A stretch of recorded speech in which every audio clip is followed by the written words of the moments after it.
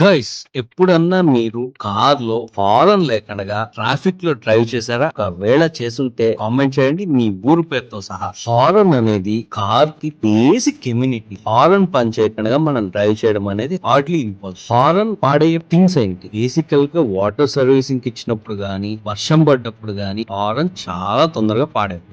General గా market లో ఉన్న హారన్స్ కండిషన్ ఏంటంటే 3 to 6 months, హార్డ్లీ 9 months కి హారన్ పాడైపోవడం అనేది కామన్ ఫినామినా. ఈ ఫినామినా మనం చేంజ్ చేయడానికి ట్రై చేద్దాం.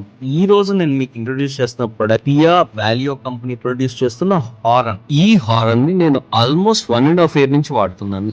ఈ హారన్ ని ఇన్స్టాల్ చేసిన తర్వాత కొన్ని రోజుల తర్వాత ఇంటెన్షనల్ గా రోడ్డు మీద వాటర్ ఉంటే దాంట్లో డిప్ అయ్యే వరకు నేను కార్ ని తీసుకెళ్ళి, బట్ స్టిల్ నాకు ఎటువంటి కంప్లైంట్ లేదు. బట్ ఒక్కసారి 2 సార్లు మాత్రం నాకేం జరిగిందంటే వాటర్ సర్వీస్ కి వెళ్ళినప్పుడు మాత్రం కొంచెం ఒక హాఫ్ డే హారన్ అనేది డల్ గా పనిచేసింది. బట్ ఆఫ్టర్ హాఫ్ డే అంటే అది డ్రై అయిపోయిన తర్వాత నాకు మళ్ళీ నార్మల్.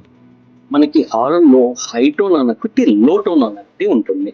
ఇప్పుడు ఈ హారన్ లో నా లెఫ్ట్ హ్యాండ్ లో ఉన్న హారన్ 500 హెడ్సెట్, రైట్ హ్యాండ్ లో ఉన్న హారన్ 400 హెడ్సెట్.